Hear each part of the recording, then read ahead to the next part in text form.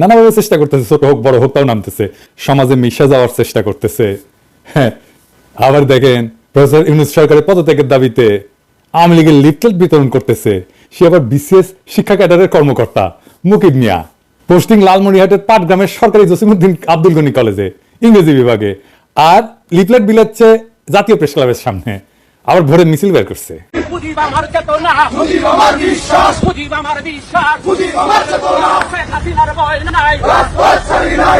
Slogan আবার দিচ্ছে ওই মুকিম, ওই ছাত্রলীগের কেন্দ্রীয় কমিটির সাবেক গণশিক্ষা বিষয়ক সম্পাদক ছিল। এগুলা জিতে দেখবেন, সেটা দাবরানি দিবেন, কোথাও এদের দাঁড়াবার দিবেন না। এটাই হইতেছে এখনকার স্ট্র্যাটেজি। 4 আগস্ট এই হারামজাদা শিক্ষা ভবনের সামনে মিছিলের নেতৃত্ব দিছে, খুনি হাসিনার পক্ষে প্রকাশ্যে স্লোগান দিছে। তারপরে 6 মাস ঘুরে বেড়াচ্ছে, পোস্টিং নিয়ে বসে আছে পাটগ্রামে যায়।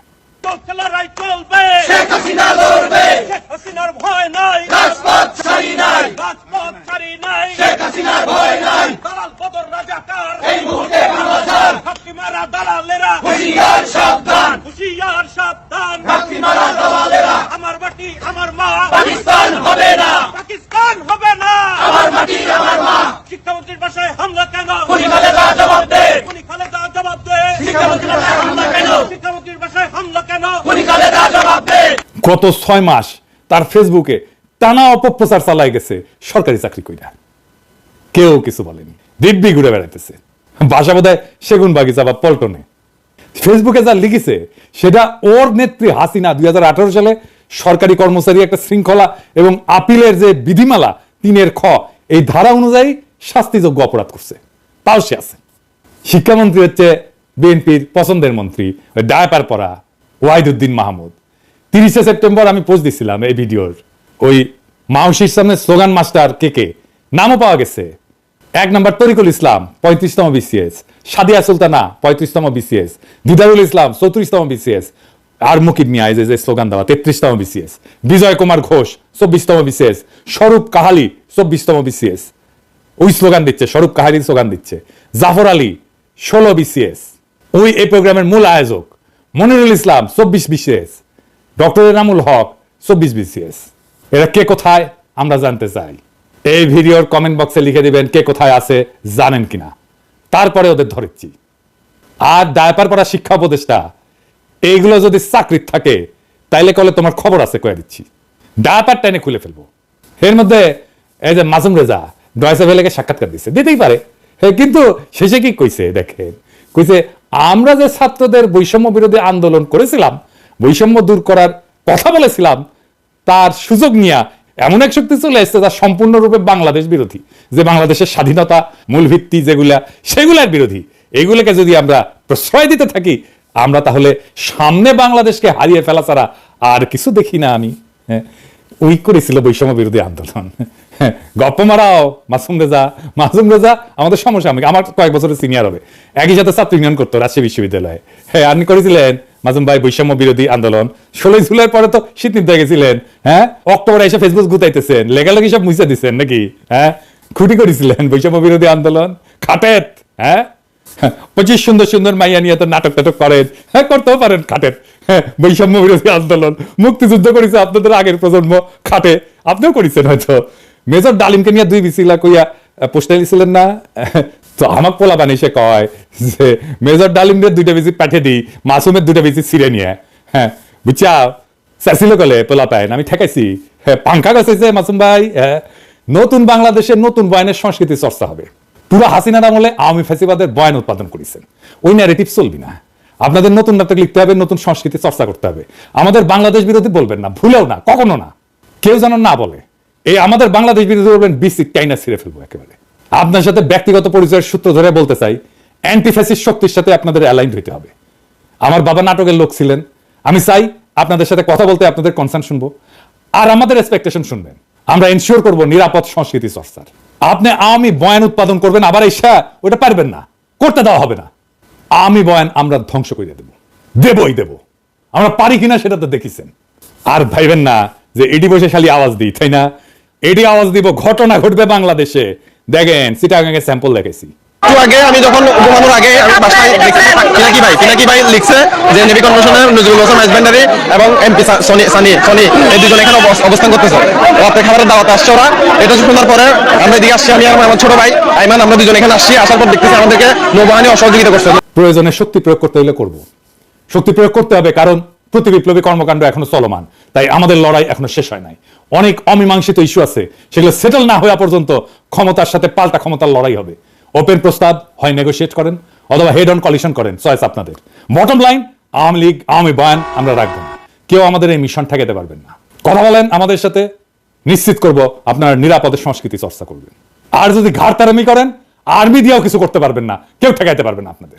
এবার আসেন এই আওয়ামী লীগ নিয়ে আমরা কি করব সেটা নিয়ে একটু আলাপ করি। আওয়ামী লীগ নিয়ে বহুত মানুষ বহুত পেরেশানিতে আছে। ওরে কি নিষিদ্ধ করা ঠিক হবে? আমরা কেমনে তাহলে তাকে নিষিদ্ধ করব? এত বড় একটা রাজনৈতিক দল, আসেন এটা নিয়ে আলাপ করি। আওয়ামী লীগ কেন নিষিদ্ধ করা দরকার এটা নিয়ে নালা আর আলাপ আছে। আওয়ামী লীগের ব্যাপারে আমাদের অনেকের নালিশ আপনারা শুনেছেন যে জুলাই বিপ্লবীরা লিগলে ব্যান করতে চায় এবং বিএনপির কারণে করতে পারতেছে না। এই প্রেসিডেন্ট সরকারের পজিশন কি ব্যাপারে? তারা কখনো বলটা পলিটিক্যাল পার্টিগুলোর দিকে দেয়, কখনো ইলেকশন কমিশনের দিকে দেয়, ইলেকশন কমিশন আবার সরকারের দিকে দেয়। এই বল চালাচালি চলিচ্ছে আর কি। ওইদিকে দু একজন অ্যাডভাইজার আবার কইছে যে আওয়ামী লীগ একটা বিশাল ঐতিহ্যবাহী দল, এইটার তো অনেক কর্মী আছে। বিএনপিও আবার কয় এটার তো অনেক কর্মী, এদের কেমনে আমরা নিষিদ্ধ করব, আদর্শকে কেমনে নিষিদ্ধ করা যায়। আবার কেউ এসে কয় আওয়ামী লীগ এটা গোপন সংগঠন হয়ে যাবে। আবার আওয়ামী লীগের লেসপেন্সার ওই যে দিল্লি স্টার আর মতি আলো, এদের সাথে সরকারের এক অংশের আবার লতকালুতকি হয়। আওয়ামী লীগের প্রভু ভারতের সাথে আবার সরকার বিএনপির উথলা ওটা প্রেম আছে, দেখিচ্ছেন না? রিপাবলিক ডেতে যে একেবারে ঢসটা ঢলাঢলি দেখে বাঁচি না। আওয়ামী লীগ জামাতের নিষিদ্ধ করবো, জামাতের নিষিদ্ধ করবো কইতো না, এটা নিয়ে আলাপ দিত। জামাতের ব্যাপারে তার কমপ্লেনটা কি সেটা কইছে? কয় নাই। আজকেও এইভাবে হাসিনা যেভাবে জামাত নিয়ে আলাপ করতো সেইভাবে আওয়ামী লীগ নিয়ে আমরা আলাপ করতেছি, কোনো ডকুমেন্টেশন নাই। পলিটিক্যাল পার্টি হিসেবে ইনভেস্টিগেশন আমল নামা বানানো এবং সেই মোতাবেক বিচার করার দিকে হাসিনা যেমন জামাতের নিয়ে করে নাই, এখন হাসিনার ব্যাপারেও কেউ করছে না। না সরকার, না বিপ্লবীরা, না রাজনৈতিক দলেরা। অনেকে কয় হাওয়ার উপরে আওয়ামী লীগকে ব্যান করা হবে। এটা সত্য যে হাওয়ার উপরে একটা দলের ব্যান করা যায় না। তো হাওয়ার উপরে ব্যান করা আর ওয়ারেন্ট ছাড়া গ্রেপ্তার করা আর আদালতে না পাঠায় হাজারাতে আটকায় রাখা একই জিনিস। লিগ্যাল প্রসেসে আওয়ামী লীগকে নিষিদ্ধ করা যায়, কিন্তু সেই লিগ্যাল প্রসেসে নিষিদ্ধ করার পথে কেউ হাঁটিচ্ছে না। তো তাই বলে কি আমরা আওয়ামী লীগকে নিষিদ্ধ করবো না? অবশ্যই করব। তবে আমাদের দরকার একটা clear cut documentation. Awami League একটা ফ্যাসিস্ট দল, তারা ফ্যাসিজম কায়েম কইরা দেশের জনতাকে বন্দী করছে, লুটপাট করছে। এইটা স্ট্যাবলিশ করার মতো ডকুমেন্টেশন সরকার বা বিপ্লবীরা এমনকি রাজনৈতিক দলরা দিতে পারছে এখনো পারে নাই। এই ব্যাপারে মন দিতে হবে আমাদের। বিচার বা ব্যান তো পরের মামলা, আপনাদের হাতে তো রাষ্ট্র, এই কাজ তো আপনাদের করতে হবে। আমাদের তো পেট চালানোর জন্য কামলা দিতে হয়। আমার তো বাবার জমিদার ছিল না যে কাজ না করে থাকতে পারবো। ফুল টাইম কাজ করলে দেশে থাকলে করে দিতে পারতাম, দেশে তো আর নিবেন না। আমরা নিশানা দিতে পারি, কোন গ্রুপ কাজ করলে সাহায্য করতে পারি। এই ডকুমেন্টেশন করলে দেখবেন এবং এই আলাপের শেষে দেখবেন ফ্যাসিবাদও, এমনকি হিটলারের ফ্যাসিবাদ, মুসলিনের ফ্যাসিবাদও হাসিনা শাসনের চাইতে ভালো ছিল। সেই আলাপটাই করি। আসেন, এই ডকুমেন্টেশনে মোট 8টা পয়েন্ট থাকতে পারে। এলা প্রমাণ করা যাবে, ডকুমেন্ট রেডি করা যাবে, খুব বেশি কষ্ট করতে হবে না। আরো কিছু চাইলে যুক্ত করা যেতে পারে। এটা মোটা দাগের ডকুমেন্টেশন। কি কি? 1 নম্বরে হচ্ছে জয় বাংলা, একটা বর্ণবাদী রেসিস্ট একটা স্লোগান।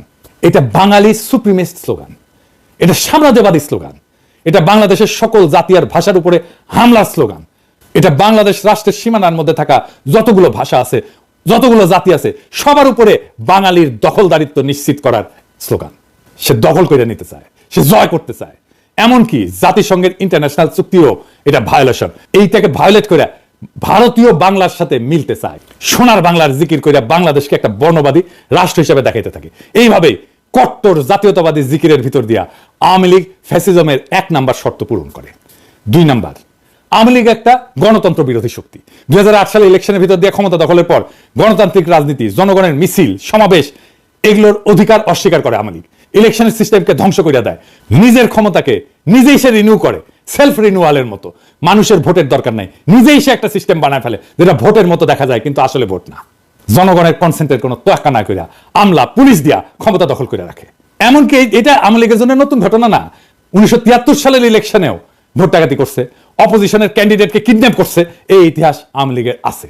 এবং তারপরে 1975 সালে সমস্ত পলিটিক্যাল দলকে ব্যান কইরা বাকশাল বানায় মুজিব নিজেকে বাদশাহ, আজীবনের রাজা প্রেসিডেন্ট ঘোষণা করছিল। হাসিনা যে শেখ মুজিবের এই বাকশাল থেকে বাইরে হয়ে আসছে তা না, নামটা দেয়নি বাকশাল, কিন্তু এটা করছে ডাবল বাকশাল। বাকশালের পক্ষে মিডিয়ায় কলাম লেখা হয়েছে, বই ছাপা হয়েছে, হাসিনার বুদ্ধিজীবীরা এই বই ছাপাইছে, কলাম লিখছে। নিজেদের শাসক বাছাইয়ের যে নাগরিকদের এখতিয়ার সেটা ডাকাতি কইরা আওয়ামী লীগ ডেমোক্রেটিক কমিটমেন্টকে অস্বীকার করছে এবং জাতিসংঘের যে মানবাধিকার কনভেনশন, যেটার একটা অন্যতম প্রধান বৈশিষ্ট্য হচ্ছে ভোট দেওয়ার অধিকার, সেইটা কায়রা নিছে। ওইটা ভাঙ্গা ফ্যাসিজমের আর একটা শর্ত পূরণ করছে। 3 নাম্বার, মানুষের বিবেকের স্বাধীনতা এবং ক্ষমতা সরকার রাষ্ট্রের ব্যাপারে নাগরিকদের অমত দেওয়ার যে এখতিয়ার সেটা রদ করে দিছে আওয়ামী লীগ। আওয়ামী লীগের ক্ষমতা এবং সরকারের বৈধতা নিয়ে প্রশ্ন করাকে রাষ্ট্রদ্রোহিতা বলছে এবং রাষ্ট্রের বিরুদ্ধে ষড়যন্ত্র হিসেবে দেখাইছে এবং দেখাইয়া নাগরিকদের জেলে ঢুকাইতো শেখ হাসিনার আওয়ামী লীগ। ফলে হাসিনা শাসনের এখতিয়ারকে প্রশ্ন করার মতো কোনো মিডিয়াকেও থাকতে দেয় নাই। সমস্ত মিডিয়াকে সরকারি প্রোপাগান্ডা মেশিন বানায় তুলছিল হাসিনা এবং নিজেদের ডেফিনেশনের উন্নয়নের মিছা কথা প্রচারে রাষ্ট্রের সকল দপ্তর এবং বেসুমার টাকা পয়সা ঢালছিল তারা। এমনকি প্রাইভেট প্রতিষ্ঠান যেমন মোবাইল কোম্পানিগুলোকে বাধ্য করছিল তাদের প্রোপাগান্ডা প্রচারে। 4 নাম্বার, হিটলারের একটা বাহিনী ছিল, গেস্টাপো বাহিনী। ওই রকম বাহিনীর মতো এজেন্সি বানায় হাসিনা জনগণকে বন্দী করছে, যখন খুশি যে কাউকে তুলে নিচ্ছে, টর্চার করছে। তার তো জেল ছিলই, যাদেরকে সে জেলে নিতে পারবে না তাদেরকে আনরেজিস্টার্ড জেলে ঢুকায় রাখছে দিনের পর দিন। হরদম গুমখুন চালাইতে থাকছে হাসিনার এজেন্সিগুলা। বিদেশে যে সমস্ত বাংলাদেশি হাসিনার এই টর্চার, গুমখুন, বৈধতা নিয়ে প্রশ্ন করছে, তাদের দেশে থাকা আত্মীয় স্বজনদেরকে জেলে ঢুকাইছে এবং গুমের হুমকি দিয়া বিদেশে থাকা অ্যাক্টিভিস্টদের থামানোর চেষ্টা করছে হাসিনা। এমনকি দুধের শিশুকেও জেলে আটকাইয়ে রেখা তার বাপ মাকে ব্ল্যাকমেল করছে, বাচ্চাকে খাইতে না দিয়া তার বাপ মাকে বাধ্য করার মতো কাম করছে হাসিনার এই এজেন্সি। 5 নাম্বার, রাষ্ট্রের সকল দপ্তরকে দখলের মধ্যে দিয়া সরকারের প্যারালাল কোনো প্রতিষ্ঠান থাকতে দেয় নাই হাসিনা। গুড গভর্নেন্স মানে তার একটা শর্ত আছে। এই গুড গভর্নেন্সের শর্ত হিসেবে সরকারকে চেক দিতে justice system, election commission, local government parallel প্রতিষ্ঠান বানায় ব্যালেন্স অফ পাওয়ারের স্ট্রাকচার দাঁড় করানো দরকার। পাবলিক সার্ভিসে নিজ দলের কর্মীদের ঢুকেছে। বায়োডাটা নিয়ে যায় কিংবা যখন এইভাবে প্রশ্ন করি যে এই ব্যক্তি এরা সুযোগ্য, উনি জিজ্ঞেস করেন এরা কি ছাত্রলীগ করেছে। পুলিশকে দলের একটা আলাদা শাখা বানাইছে, আমরা বলতাম পুলিশ লীগ। পুলিশের মধ্যে আওয়ামী লীগের কর্মী ঢুকাইছে, দলে দলে, একজন দুইজন না। ইলেকশন কমিশনকে দলের এজেন্ট বানাইছে, এমনকি আদালত হাসিনার অধীনে একটা দপ্তর হয়ে গেছে।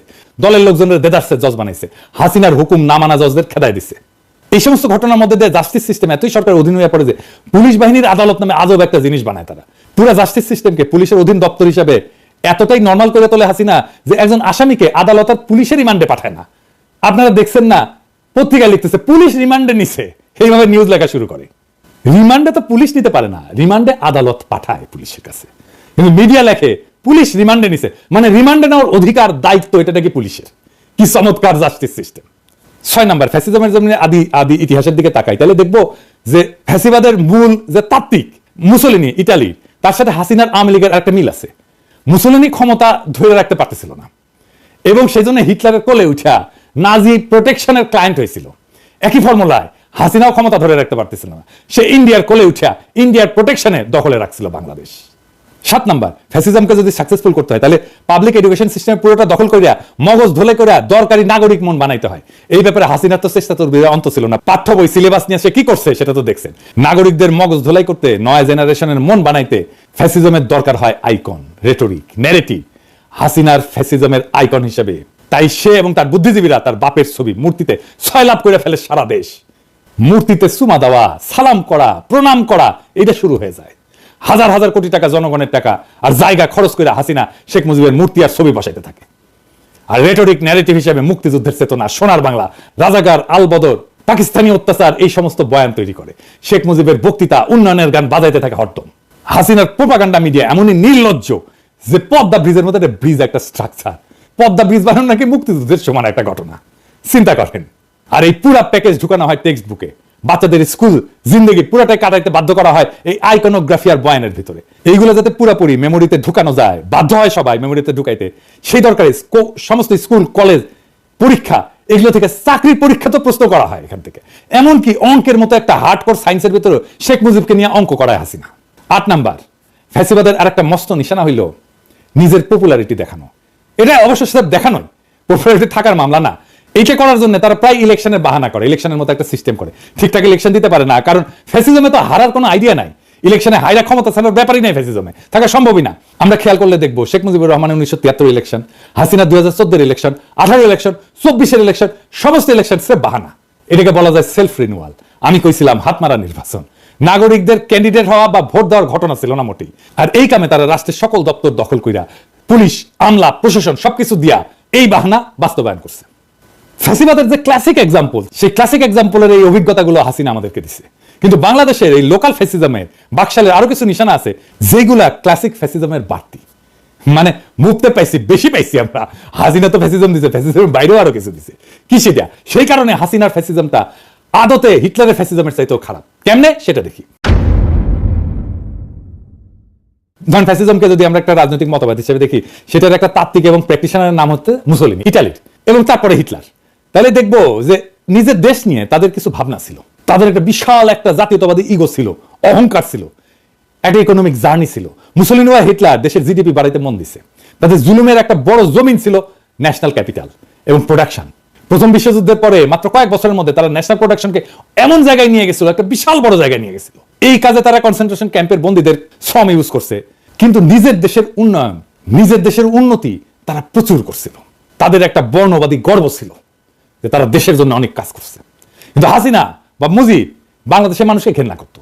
তাদের গর্ব হইলো তারা বাগদাদ থেকে আসছে, তারা বর্ণবাদী, কিন্তু এই বর্ণবাদ দেশ বা দেশের মানুষ নিয়ে গর্ব করা না, বরং ঘেন্না করা। এখানে কইতে পারেন যে জিয়া রহমানের দল তো জাতীয়তাবাদী, ন্যাশনালিস্ট। তাহলে জিয়ার দলের সাথে মুজিবের দলের এই ন্যাশনালিজমের মধ্যে কি তফাৎ? আসলে এটা একটু বুঝে দেখে, এটা খুব চমৎকার একটা বিষয়। হাসিনা বা শেখ মুজিব বাংলাদেশের মানুষকে ঘেন্না করতো। তাদের গর্ব হইলো তারা বাগদাদ থেকে এখানে আসছে। তারা বর্ণবাদী, কিন্তু এই বর্ণবাদ দেশ বা দেশের মানুষকে নিয়ে গর্ব করার মধ্যে বর্ণবাদ না, বরং ঘেন্না করার মধ্যে বর্ণবাদ। আর জিয়াউর রহমানের জাতীয়তাবাদ, এটা জাতীয়তাবাদ, কিন্তু এটা দেশের মানুষকে নিয়ে গর্ব করার জাতীয়তাবাদ, ঘেন্না করার জাতীয়তাবাদ না। হাসিনার কাছে বাংলাদেশ তার বাপের বানানো দেশ। বাপ তার এই দেশটাকে স্বাধীন করে দিয়ে গেছে। এর মালিক সে, এটা তালুকদার সে। এখানে হাসিনা আওয়ামী লীগ এখানে ডাকাতি করবে, কামাই করবে, তারপর পয়সা পাচার করে দেশের বাইরে নিয়ে যাবে। এই দেশ তো তার না, এই দেশে সে দয়া করে থাকে। এই কারণে হাসিনার বাকশালে শিল্প উৎপাদন এগুলো লাফায় লাফায় বাড়েনি মুসলিন হিটলারের মতো। জাতীয় সম্পদ মজবুত হয়নি, বরং কমছে। ব্যাংক ডাকাতি করে পাবলিক মানে বিদেশে পাচার করছে। এইভাবে আমরা একটা লোকাল ফ্যাসিজম পাইছি বাকশাল নামে। এইটা শাসনের পদ্ধতি হিসেবে ফ্যাসিবাদ, কিন্তু রাজনৈতিক মতবাদ হিসেবে ফ্যাসিজমের যে একটা কট্টর ন্যাশনালিস্ট একটা দেমাগ, অহংকার থাকে, সেটা নাই, সেটা গড় হাজির। মুসলিন হিটলার টর্চার জুলুমের ভিতর দিয়ে নিজ দেশকে পাওয়ারফুল করে তুলছে, যুদ্ধের তাগত পয়দা করছে নিজ দেশে। আর হাসিনা উল্টা বাংলাদেশকে জুলুম করছে, কিন্তু আস্তে আস্তে দুর্বল করছে। জাতীয় যে অহংকার সেটাকে পুরাপুরি কোরবানি দিয়া শুরু থেকে ইন্ডিয়ার দাস রাজ্য হিসেবে বাংলাদেশকে তৈরি করছে এবং লুটপাট করছে। তার মানে এখানে হাসিনা লোকাল মাফিয়া গডমাতার। ফ্যাসিজমের সমস্ত পদ্ধতি সে কায়েম করছে, কইরা তার তালুকদারি কায়েম রাখতেছে এবং ডাকাতি করে বিদেশে পাচার করতেছে পাবলিক মানি। এই জন্য বাকশাল হাসিনা শাসন ফ্যাসিজমের চাইতে খারাপ আসর রেখে গেছে, বাংলাদেশকে ফতুর করে রেখে গেছে হাসিনা। এটা ফ্যাসিজমের তুমুল টর্চার জুলুমের বাইরে বাড়তি খারাপ। ফ্যাসিজমে তো টর্চার জুলুম আছেই, হাসিনার শাসন ফ্যাসিবাদের টর্চার জুলুম চাইতেও অধিক বেশি কিছু, আরো বাড়তি খারাপ। হিটলার মুসলিনি যেখানে তার দেশকে অন্তত ধনী বানাইতে কাজ করছিল, সেইখানে হাসিনা দেশটাকে ফতুর করে দিছে। মোটের উপরে বাকশাল এমন একটা রাজনৈতিক বন্দোবস্ত যেটা শাসনের সিস্টেমটা উপনিবেশিক কলোনিয়াল, আর যেটা চালানোর পদ্ধতি ফ্যাসিজম। এই জন্য নতুন রাজনৈতিক বন্দোবস্ত কথাটা আসছিল। এখন বলেন, নির্বাচন দিলে কি দেশটা ঠিক হবে? আর হবে না। বাংলাদেশের সমস্যা নির্বাচনে কাটবে না। এই আওয়ামী লীগকে রাজনীতি করতে দেওয়া উচিত। যারা আওয়ামী লীগকে রাজনীতি করতে দিতে বলে তারা কি আদৌ রাজনীতি বোঝে? তার মানে রাজনৈতিক বন্দোবস্তটা আমাদের জন্য কত জরুরি দেখেন। পুরো সিস্টেমের খোল নলসে পাল্টাই দিতে হবে। এটা পাল্টাই দিতে না পারলে বাংলাদেশকে ফতুর হওয়া থেকে বাঁচাইতে পারবেন না। ওই একইভাবে বাংলাদেশের সম্পদ লুট হয়ে যেতে থাকবে। এটা থেকে মুক্তির জন্যই জুলাই আগস্ট বিপ্লবে আমাদের ছাত্ররা, আমাদের সন্তানেরা রক্ত দিছিল। ওইটাকে সফল করে তুলতে হলে বাংলাদেশ রাষ্ট্রের আমূল সংস্কার ছাড়া কোনো উপায় খোলা নাই আমাদের হাতে। ওই রাস্তায় আমাদের যাইতেই হবে, ওটাই আমাদের পথ এবং সেই পথে আমরা হাঁটবই হাঁটবো। নির্বাচন দূরে থাকো, আগে বাংলাদেশকে রক্ষা করো, বাংলাদেশকে ফতুর হওয়া থেকে বাঁচাও, বাংলাদেশকে ফ্যাসিবাদের আসর থেকে বাঁচাও, বাংলাদেশ থেকে ফ্যাসিবাদের সমস্ত চিহ্ন দূর করার পথে হাঁটো। বাংলাদেশ ওই রাস্তায় হাঁটতে চায়। আমাদের